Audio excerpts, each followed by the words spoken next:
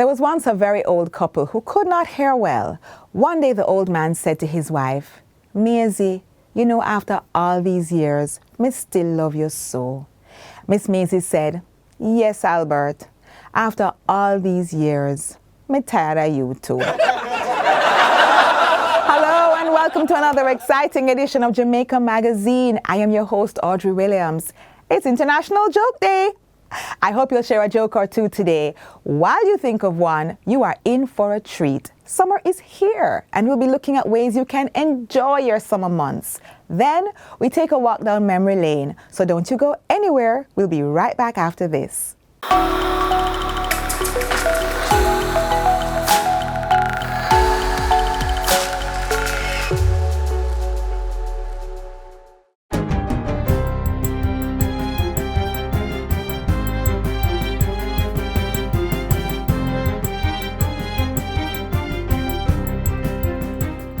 Good day, I'm Theodore Henry, and this is your JIS News for Friday, July 1, 2022. Government is establishing a fisheries production incentive program to finance the development of new and underutilized fisheries and aquaculture resources in local fishing communities. The Ministry of Agriculture and Fisheries will begin the program in two community groups, one in Green Island, Hanover, and the other in Savannah Lamar, Westmoreland. It will eventually be extended island-wide. State Minister Franklin Witter says the initiative is aimed at broadening opportunities in the fisheries sector. These communities will receive support to develop and expand oyster farming in their respective communities. The production incentive program and other projects, such as the ongoing World Bank-funded pilot project for climate resilience, will also support alternative livelihoods in sea mass production and the fishing offshore for larger pelagic fishes such as tunas. Mr. Witter was speaking at an International Fishermen's Day conference held earlier this week at the Wembley Centre of Excellence in Hayes, Clarendon. The annual observance, which was first celebrated in Jamaica in 1999, presents an opportunity to recognize and integrate the efforts of fishermen in countries across the world. Meanwhile, 35 young fishers across the island are to benefit from a Training in Safety at Sea initiative. It's being organized by the Ministry of Agriculture and Fisheries through the Caribbean Maritime University. State Minister Franklin Witter says this activity is part of a drive to improve occupational health and safety in the fisheries sector. Beneficiaries will be trained in navigation, small boat handling, and will receive life jacket, GPS compass, and certification at the end of the training. Mr. Witter was speaking at an International Fishermen's Day conference on Wednesday, where special focus was placed on young fishers aged 18 to 30 years old. He revealed that an additional 12 young fishers will benefit from training in safe scuba diving practices through the University of the West Indies. The beneficiaries will be trained at PADI Open Waters and will receive dive watch and certification at the end of the training. He adds that workers in this sector will be assisted in the transition from informality to formality through a training of the trainers program for small businesses, occupational safety and health officials, and fish farmers. This will be done in collaboration with the Heart NSTA Trust and the International Labour Organization, ILO. In other news, government is now better positioned to provide targeted support for residents in vulnerable communities as part of its crime prevention strategy. This follows the release of a needs assessment for case management and psychosocial services report under the Citizen Security Plan (CSP). The report was launched at the Office of the Commissioner of Police on Wednesday. The needs assessment focused on evaluating the psychosocial support and case management needs of children, youth, and victims of gender-based violence who will benefit from the main interventions of the CSP. It covered the zones of special operations, ZOSOs, in Kingston, St. Andrew, and St. James, and was conducted through support from the European Union. National Security Minister Dr. Horace Chang says the assessment shows that those in need of intervention represent 1/3 of the combined population of the Kingston metropolitan area and St. James. 14,000 children and adolescents require case management support, while more than 1,200 need attention from medical professionals such as psychologists and psychiatrists. The need assessment is highlighting the areas that require additional work, and our coordinated efforts need to be strengthened. Of note, the report highlights that case management and psychosocial services must be provided alongside education, training, other programs that be most effective among the high-risk beneficiaries. Dr. Chang says the Ministry of National Security will continue its collaboration with the Ministry of Education and Youth to provide joint interventions. 150 guidance counselors from various primary and secondary schools in Kingston and St. Andrew have been trained in underage gambling prevention. The training, which was conducted over 3 days between June 27 and July 1, was made possible through a Memorandum of Understanding signed between the Ministry of Education and Rise Life Management Services. It used a lesson plan created by Rise Life in collaboration with the Betting, Gaming and Lotteries Commission, BGLC. Senior Education Officer in the Ministry's Guidance Counseling Unit in Region 1, Tamika McCreath, says that at the end of the training, the guidance counselors will leave with a 6-week lesson plan for underage gambling prevention to be implemented in the various schools. Under the Betting, Gaming and Lotteries Act, minors are not permitted to participate in gambling activities. Anyone who is found guilty of allowing such action could be fined a maximum of $1 million. And finally, Minister of Education and Youth, Favor Williams, is urging students to take full advantage of the National Summer School Program, which gets underway next Monday, July 4. The 4-week program, which ends on July 28, is free of cost to students from all grades at the primary and secondary levels. The minister, who was speaking at a graduation on Wednesday, says it's one of several initiatives to address the gaps in learning caused by the COVID-19 pandemic. National Literacy Coordinator Dr. Andre Hill says the lessons will be delivered using 2 modalities, online and face-to-face. He says the teachers or administrators are required to use the performance data to recommend students for either modality. For the online sessions, students will have on-demand access to the platform and content for the entire summer period. The National Literacy Coordinator says logistics for face-to-face instruction will be worked out at the regional and school levels. Online service providers who have been approved for the delivery of the summer school program are Learning Hub Online, EduFocal Limited, and One-on-One Educational Services Limited. And that's it for JIS News Today. I'm Theodore Henry. Thanks for watching.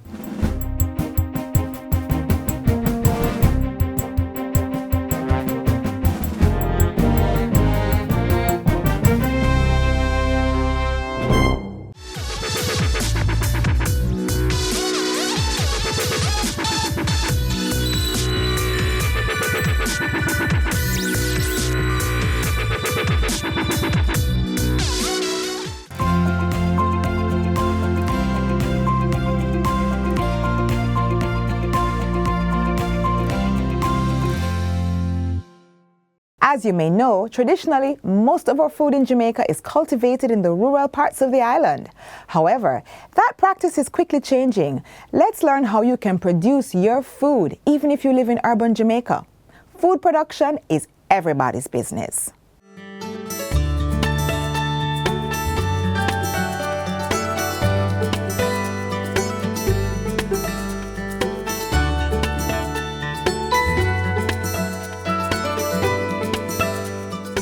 Urban gardening is the cultivation of vegetables, fruits, aromatic plants, and herbs in an enclosed space or your backyard. It's an ideal way for those with little space to participate in the process of food production, saving money while feeding themselves.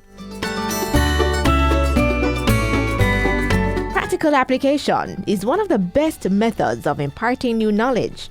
The Jamaica 4-H Clubs ran with that concept when it set up an urban garden display project at 123 Duke Street in downtown Kingston. This project was born out of the COVID pandemic, where we recognize that food production has to become everybody's business.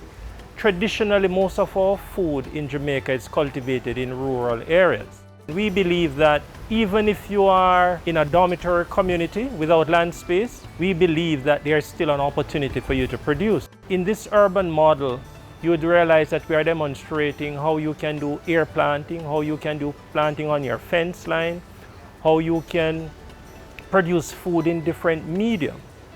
And so we are utilizing a fully integrated approach from collecting your own water by generating your own nutrient within the urban garden model setting to be able to produce the food that you will eat. There are a few vital things that plants need to grow. These include sunlight, proper temperature, moisture, air, and nutrients.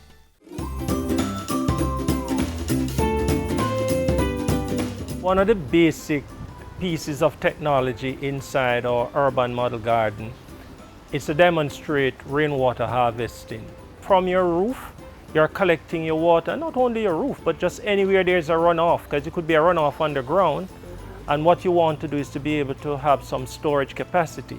In the 4-H urban garden, the water is stored underground to ensure there is more available space on the surface. Of course, your environment will determine the most effective setup for your system.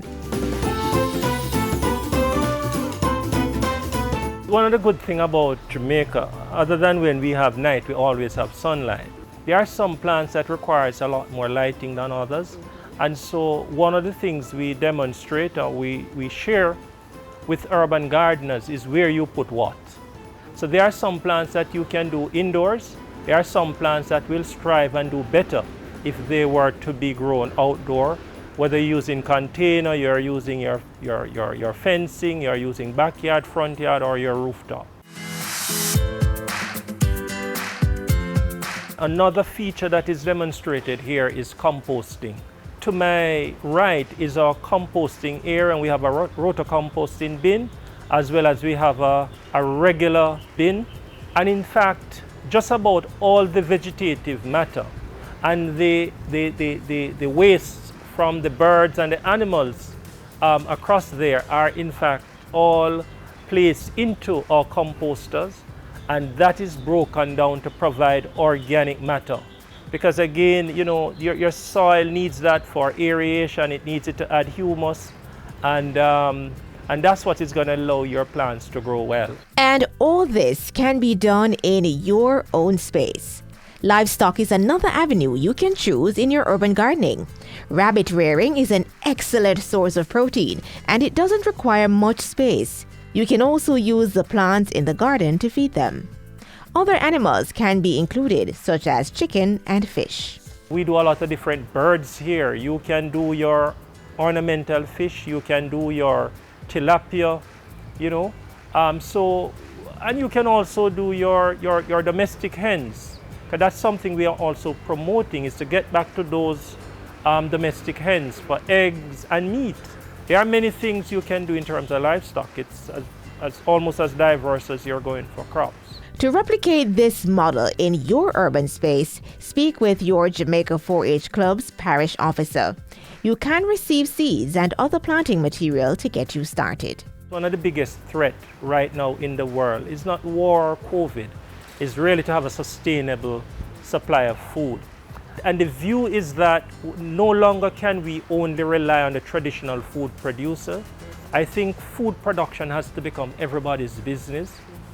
And I think the extent to which we are able to get all our people to produce some of what you will consume, I think is one of the greatest steps we can take in looking at the phenomenon of food sustainability. A strategy the Jamaica 4-H Society has started to aid in maintaining sustainable food within communities. And if you haven't begun the process in your space yet, you can start now.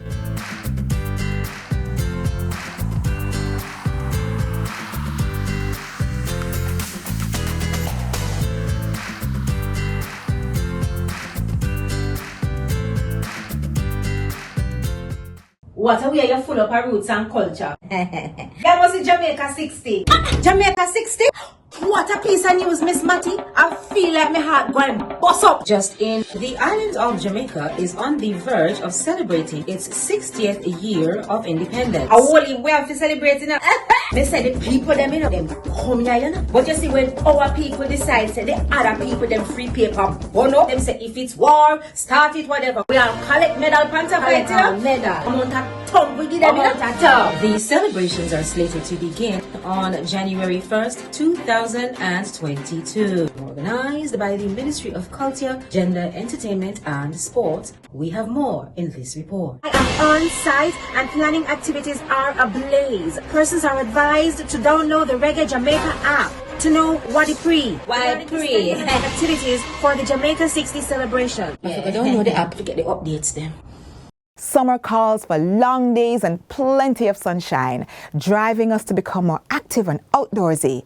If you want to experience something new this summer, look no further than our next feature. A land of possibilities.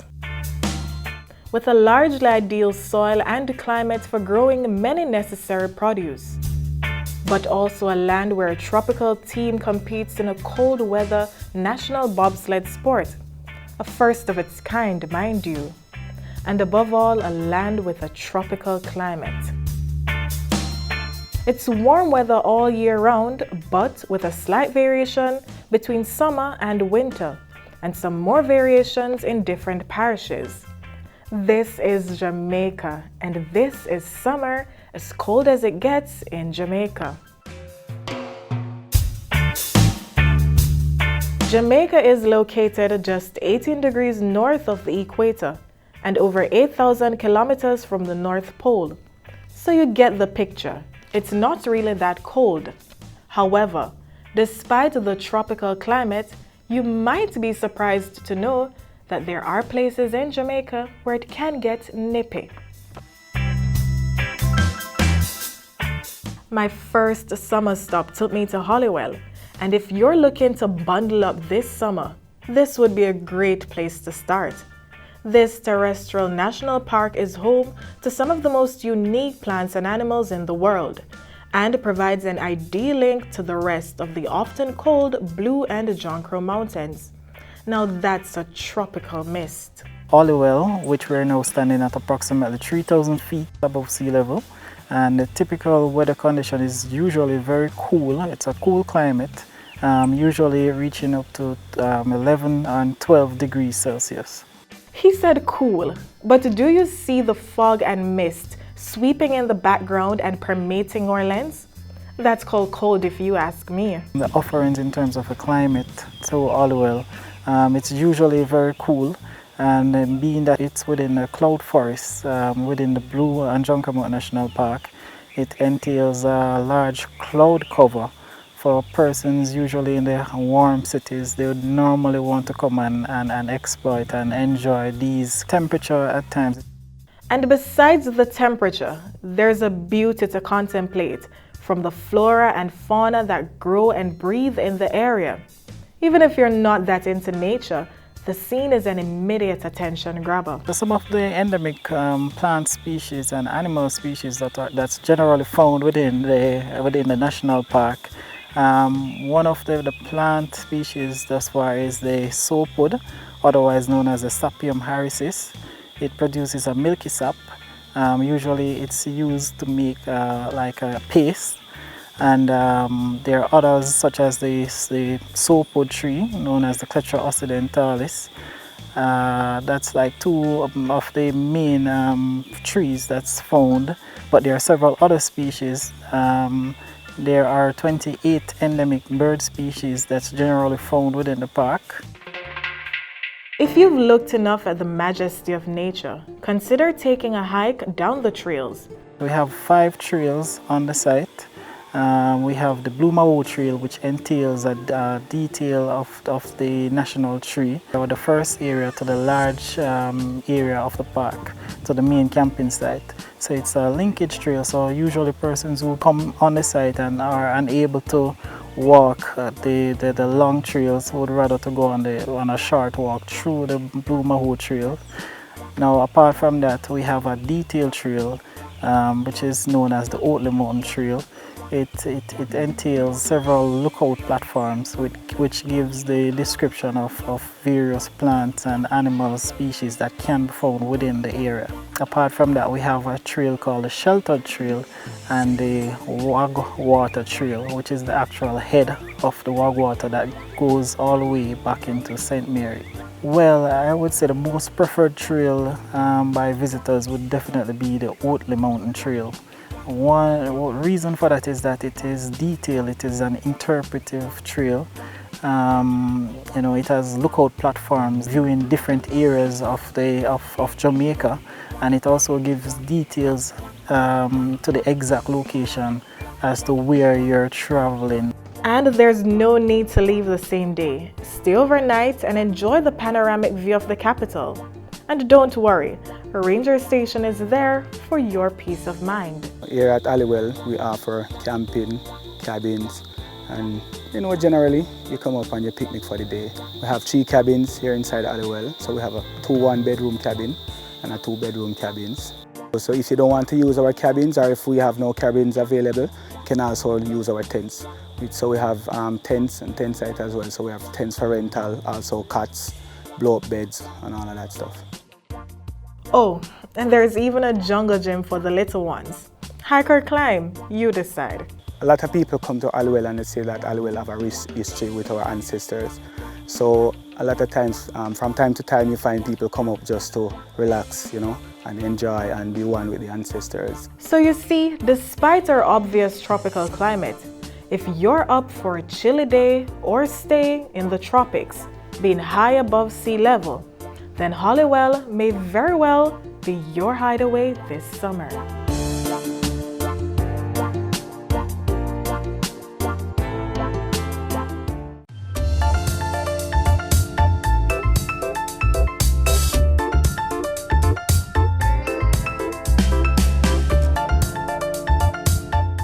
The blue maho belongs to a family called Malvaceae. It's the same family that includes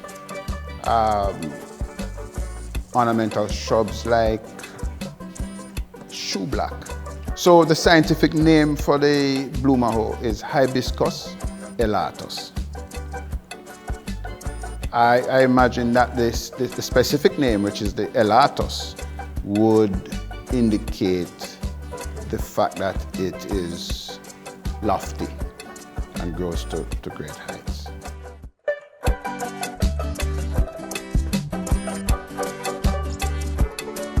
The blue maho, as everyone knows, is our national tree.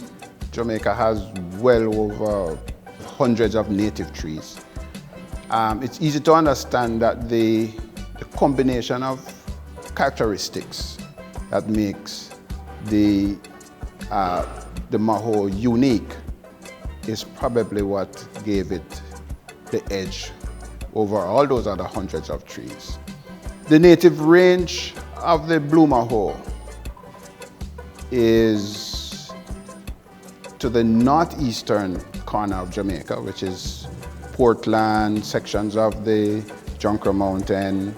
The blue maho blooms in the latter part of the calendar. The typical color is a kind of flaming reddish orange. It's more red than orange. The older the flower becomes, the redder it becomes. It bears a pod that splits in the drier part of the early section of the year, the first quarter of the year. And the forestry department propagates the species by collecting the pods. We process them by drying them in trays, and then we extract the seeds. The traditional uses is a fairly wide array. It's used for furnishings, for furniture, for turnery, so you can make articles out of it. The beauty of it is not much seen when you just cut it, but when the furniture is made and you look at it, you see various colors, and it go in streak and streak. And they're not looking so nice until when they varnish it. It's not stained or anything. Just when they polish it off when it's finished. So they use it a lot now. It's strong. It reminds me of the lignum vitae. But the lignum vitae doesn't have those streaks in it like the blue maho. So it makes it very special. I think people confuse the name lignum vitae and the name blue maho with their roles as national symbols, the one being the national flower and the other being the national tree.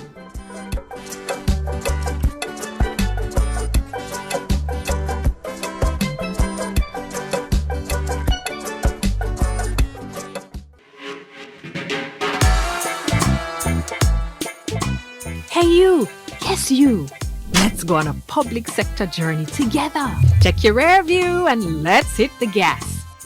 We all rely on public sector workers, from hospitals and care workers to schools, where our children get the education to fulfill their dreams, and in emergency situations when we are most in need.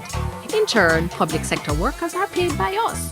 The current compensation structure in the public sector is complex, inconsistent, and inequitable. That's about to change. Welcome to the new compensation system. The new system is simple and easily understood. It's consistent, enabling equitable application and transparency across the public sector. It will reward high performance, and it's sustainable. The government of Jamaica is committed to investing in its people and building a better public sector.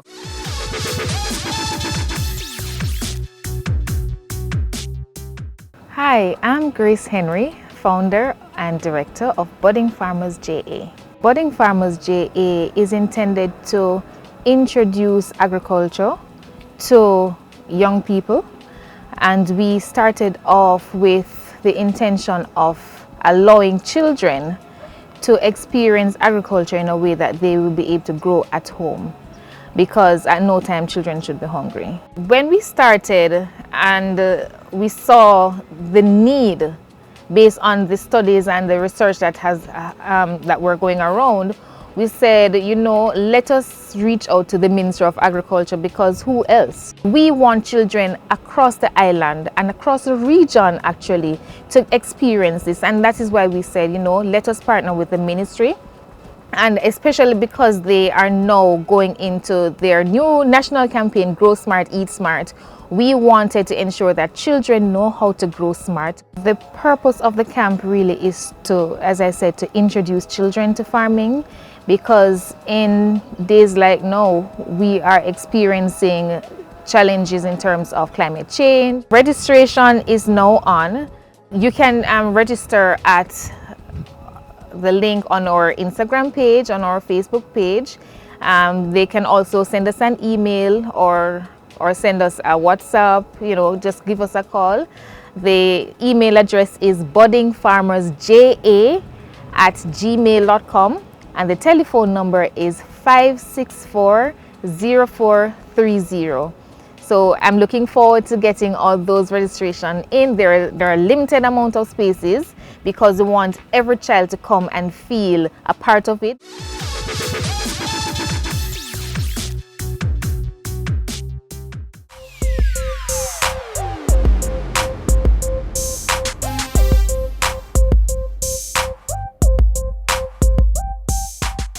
We've come to the end of our program. Get a recap of all you saw here and more on our YouTube channel.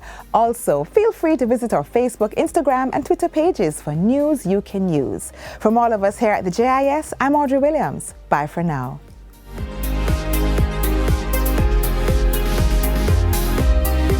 This has been a production of the Jamaica Information Service, the voice of Jamaica.